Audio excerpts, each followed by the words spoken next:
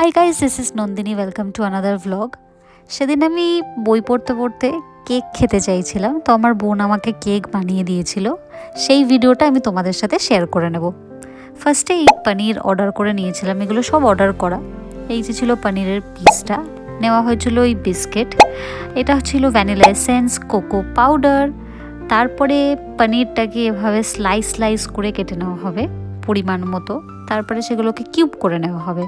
Cube করার কারণ হচ্ছে এই মিক্সি জারে দিয়ে মিক্স করে নেওয়া হবে, জিনিসটা কিছুটা এরম দেখতে লাগবে।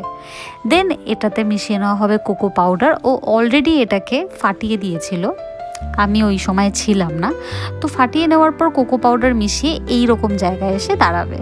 তারপর কিছুটা দুধ মিশিয়ে নিতে হবে, তোমরা কাঁচা দুধ অ্যাড করতে পারো, আমরা কাঁচা দুধই অ্যাড করেছিলাম।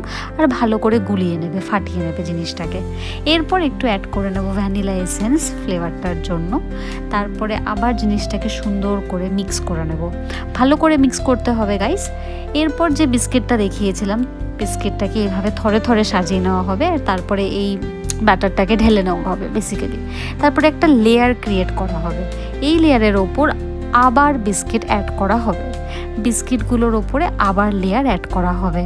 এরকম দুখানা লেয়ার আমরা করেছিলাম অ্যাজ পার দ্য কন্টেনার। তোমরা দেখতেই পাচ্ছ, এভাবে সাজিয়ে নিয়েছিলাম জিনিসটাকে সুন্দর করে। তারপরে এটাকে ধরে ফ্রিজে ঢুকিয়ে দেওয়া হবে, ওভারনাইট ফ্রিজারে রেখে দেওয়া হবে। নেক্সট ডে এরকম দেখতে লাগবে কিছুটা। তোমরা তোমাদের মতো স্কুপে নিয়ে খেতে পারো। এতে বিস্কিটের ফ্লেভার, ভ্যানিলা এসেন্সের ফ্লেভার আর একটু কেক থাকবে, কারণ যেহেতু পনিরটা দেওয়া হয়েছিল স্টাফিংয়ের সময়।